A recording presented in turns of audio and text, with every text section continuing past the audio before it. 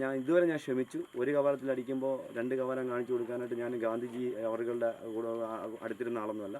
ഒരു കവാലത്തിൽ അടിക്കുമ്പോൾ ആ കൈ തിരിച്ചു പിടിക്കാനുള്ള കഴിവ് കൂടി എനിക്കുണ്ട്. അത് ഞാൻ തിരിച്ച് ചെയ്യുക തന്നെ ചെയ്യും. എന്നെ ഇടാന്ന് വെച്ചാൽ ആദ്യം ഞാൻ ക്ഷമിക്കും, രണ്ടാമത് പറഞ്ഞാൽ പോടാന്ന് പറഞ്ഞിട്ട് പോകുന്ന സ്വഭാവമുള്ള ഒരാളാണ്. എന്ന് പറഞ്ഞാൽ നമ്മൾ കുതിര കയറാൻ വരരുത്. കുതിര കയറാൻ വന്ന് കൃത്യമായിട്ട് നമ്മൾ പ്രതികരിച്ചിരിക്കും. എന്തായാലും താമസിയാതെ ഒരു നിരാഹാര സമരം എന്തായാലും നമുക്ക് പ്രതീക്ഷിക്കാം. നിങ്ങൾ ഞാൻ ഒരു കാര്യം അടിവരയിട്ട് പറഞ്ഞു, ഞാൻ പ്രതികരിക്കും. എൻ്റെ വാടകയ്ക്കാന്നാണ് വിചാരിക്കുന്നത്. എൻ്റെ ജനങ്ങളാണ് എനിക്ക് വലുത്. കൃത്യമായിട്ട് പ്രതികരിച്ച് അധികാരം മോഹിച്ച് ഞാൻ ഒരു അധികാരം മോഹിക്കുന്നത്. എനിക്കെന്നും പട്ടിണിക്കാരനായിട്ട് ജീവിക്കുന്നതാണ് താല്പര്യം.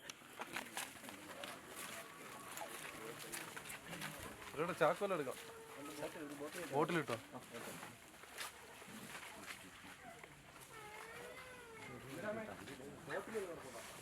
മകളൊന്ന് മാറിക്കാം, പുള്ളി മൊബൈൽ കഴിഞ്ഞോ?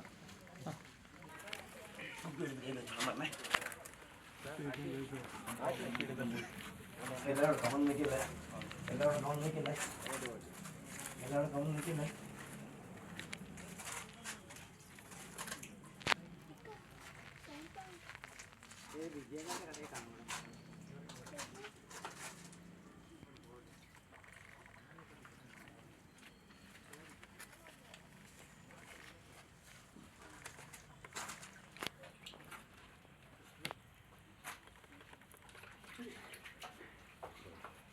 മാറി കാണാൻ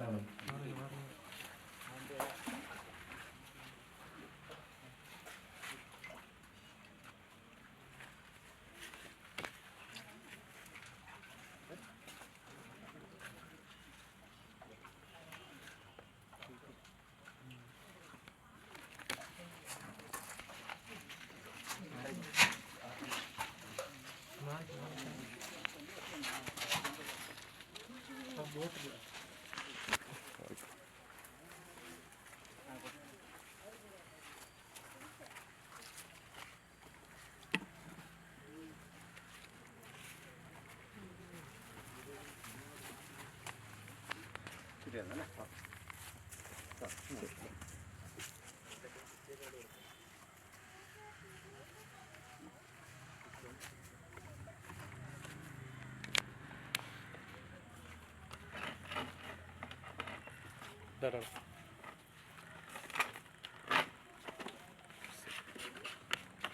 അസീബോടെ കൊണ്ടുപോണോ? അല്ല അഡ്രസ്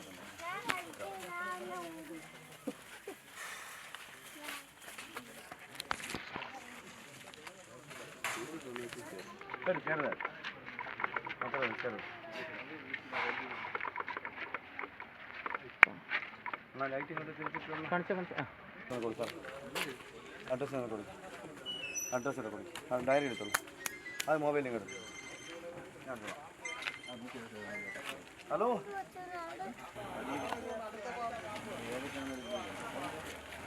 ഹലോ,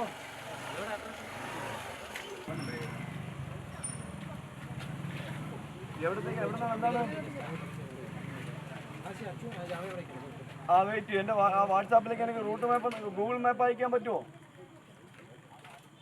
അയച്ചിട്ടുണ്ട്. ഓക്കെ ശരി. അപ്പോൾ വരാം. ഓക്കെ. ആ ഓക്കെ. പിന്നെ ഗൂഗിൾ മാപ്പ് അയക്കാം പറഞ്ഞു കൊടുത്തായിരുന്നു നമ്പർ. ഗൂഗിൾ മാപ്പ് അപ്പോൾ ശരി, കാണാം. ഒരു കാരണവരെ പോലെ ബാക്കിൽ കഴിയുമ്പോഴത്തേക്ക് നിശ്ചയമാണ്.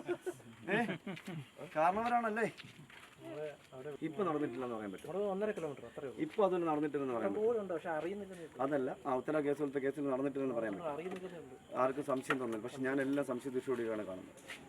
എല്ലാ സകല സംഭവങ്ങളും ഞാൻ ഏത് പാമ്പടിയിലും ഞാൻ സംശയത്തോടെ കാണുള്ളൂ. അതായത് തൃശ്ശൂരത്തെ കേസ് ആദ്യം ഞാനിങ്ങനെ റിവെൻറ്റ് ചെയ്ത് ഒരുപാട് പോയിട്ടുണ്ടായിരുന്നു. പിന്നെ ഞാനിങ്ങനെ കണക്ട് ചെയ്ത് എൻ്റെ സുഹൃത്തുക്കളെ വിളിച്ചപ്പോൾ അതിന് സാധ്യതയില്ലെന്ന് മനസ്സിലായി. കടുത്ത പ്രവർത്തനം ചെയ്തിട്ടും അവന് ക്യാപിറ്റൽ പണിഷ്മെന്റ് ഒന്നും കൊടുത്തതുമില്ലല്ലോ. അവനിപ്പോൾ പരോളില്ല. അല്ല, പരോളില്ല. ഇല്ല, പരോളെല്ലാം ക്യാൻസൽ ചെയ്തു. പരോളൊന്നും കൊടുക്കാൻ പറയാതെ ഇനി പരോൾ ജീവിതത്തിൽ പരോൾ കൊടുക്കാൻ പറ്റില്ല. ഒന്ന്. രണ്ടാമത്തെ കാര്യം, ഈ കേസ് തീരാറാകുമ്പോൾ വനംവകുപ്പിൻ്റെ കേസ് വരും. അപ്പോൾ ഒരു 8 വർഷം അതുണ്ട്. അപ്പോൾ അതിൽ നിന്ന് ഒരിക്കലും ഊരി വരാൻ പറ്റില്ല. അപ്പോൾ ഈ 20 വർഷത്തോട് തീർന്ന് വരണതും ഈ 8 വരും. ഇപ്പോൾ 28, അപ്പോൾ പുള്ളിയുടെ ഏകദേശം നല്ല സമയം അവിടെ കഴിയും. ആ പാമ്പ് പിടിച്ച ആളില്ലേ? പാമ്പ് പിടിച്ചാൽ കൊടുത്ത അവനും കേസിൽ പ്രതിയാവും. അയാളും സാക്ഷിയാന്ന് പറഞ്ഞു. 8 മാപ്പുസാക്ഷി കൊലക്കേസിലാണ്. കൊലക്കേസിലാണ്. ഇതിൽ മാപ്പസാക്ഷിയല്ല, ഇതിൽ അദ്ദേഹം പ്രതിയാണ്. ക്രയവിക്രയം ചെയ്യാൻ നമുക്ക് നിയമമില്ല പാമ്പുകൾ, ഒരു വന്യജീവികളെ. പുള്ളി വിറ്റിരിക്കുകയാണ് 6000 രൂപ 7000 രൂപ. പുള്ളി പ്രതിയാണ്, 1-2 പ്രതികളായി മാറും. ചേട്ടൻ്റെ കേസായി ഞാൻ ജാമ്യം എടുത്തു. 15 വർഷം 2015 ക്ലാസ് എടുത്തതിന് ഇപ്പോൾ കേസെടുത്തു. നല്ല കാര്യമാണ്, പക്ഷേ സന്തോഷമില്ല. നമുക്ക് അവാർഡ് കിട്ടുന്ന വലിയ ഉപകാരമല്ലേ, പരമശ്രീക്കാനും വലുതല്ലേ. ഒരു ദിവസം 2 ദിവസം മെനക്കെട്ട് ഒരു 10-70 മുടക്കി കോഴിക്കോട് കോഴിക്കോട് താമരശ്ശേരി റേഞ്ച് ഓഫീസിൽ പോയി വല്ല കോടതിയിൽ പോയി നിന്ന് അവളുടെ മുന്നൊക്കെ പോയി നിന്ന് അതൊരു വിലയില്ലേ. ഇപ്പോഴത്തെ ഇപ്പോൾ ജയിലിൽ എല്ലാം മാറ്റി, എല്ലാ സംഭവങ്ങളും മാറ്റിയില്ല. നല്ല സൂപ്പർ ഫുഡൊക്കെ അല്ലേ കൊടുക്കുന്നത്, ശമ്പളം വരെ ഉണ്ട്, പിന്നെ എന്തോട് ശമ്പളവും കൂട്ടി. അപ്പം എനിക്ക് എന്തായാലും വനംവകുപ്പ് ഇങ്ങനെ തന്നുകൊണ്ട് ഇനി നിങ്ങൾ ഞാൻ ഒരു കാര്യം അധികാരമായിട്ട് പറഞ്ഞു, ഞാൻ പ്രതികരിക്കും. എൻ്റെ വാടകയ്ക്കാന്നാണ് വിചാരിക്കേണ്ടത്. എൻ്റെ ജനങ്ങളാണ് എനിക്ക് വലുത്. കൃത്യമായിട്ട് പ്രതികരിച്ച് അധികാരം മോഹിച്ച് ഞാൻ ഒരു അധികാരം മോഹിക്കുന്നത്. എനിക്കെന്നും പട്ടിണിക്കാരനായിട്ട് ജീവിക്കുന്നതാണ് താല്പര്യം. എനിക്ക് എൻ്റെ പാമ്പിനെ പിടിക്കേണ്ടത് എനിക്ക് ഒരു നിർബന്ധമില്ല. എനിക്ക് കൂലിപ്പണി ചെയ്തെങ്കിലും ഞാൻ ജീവിക്കുന്ന നല്ല അന്തസ്സായിട്ട് മേച്ചിരി പണി ചെയ്ത ഒരാളാണ് ഞാൻ. തെങ്ങ് കയറ്റ തൊഴിലാളിയാണ് ഞാൻ. തെങ്ങ് കയറി ഒരുപാട് 100 തെങ്ങ് കയറിയിട്ടുള്ള ഒരാളാണ്. അതുകൊണ്ട് എനിക്ക് അതിലൊന്നും ഒരു മടിയില്ല.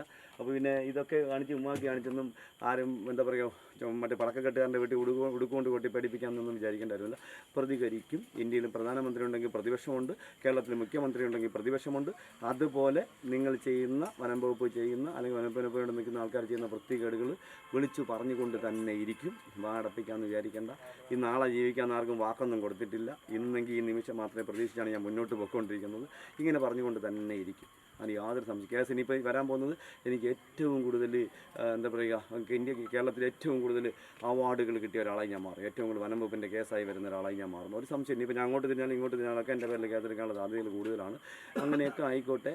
ഇനി ഇതുവരെ ഞാൻ ശ്രമിച്ചു. ഒരു കവാലത്തിലടിക്കുമ്പോൾ 2 കവാലം കാണിച്ചു കൊടുക്കാനായിട്ട് ഞാൻ ഗാന്ധിജി അവരുടെ കൂടെ അടുത്തിരുന്ന ആളൊന്നുമല്ല. ഒരു കവാലത്തിൽ അടിക്കുമ്പോൾ ആ കൈ തിരിച്ചു പിടിക്കാനുള്ള കഴിവ് കൂടി എനിക്കുണ്ട്. അത് ഞാൻ തിരിച്ച് ചെയ്യുക തന്നെ ചെയ്യും. എന്നെ ഇടാന്ന് വെച്ചാൽ ആദ്യം ഞാൻ ശ്രമിക്കും, രണ്ടാമത് പോടാന്ന് പറഞ്ഞിട്ട് പോകുന്ന സ്വഭാവമുള്ള ഒരാളാണ് ഞാൻ. പിന്നെ ഈ ചിരിയൊക്കെ അങ്ങ് എന്താ പറയുക, എല്ലാവരുടെയും മുന്നിലേക്ക് ഞങ്ങൾ താഴ്മയായിട്ട് നടക്കുകയാണ് എന്ന് പറഞ്ഞ് നമ്മളെ കുതിര കയറാൻ വരരുത്. കുതിര കയറാൻ വന്ന് കൃത്യമായിട്ട് നമ്മൾ പ്രതികരിച്ചിരിക്കും. എന്തായാലും താമസിയാതെ ഒരു നിരാഹാര സമരം എന്തായാലും നമുക്ക് പ്രതീക്ഷിക്കാം. അത് ഞങ്ങൾ ഒറ്റയ്ക്കല്ല.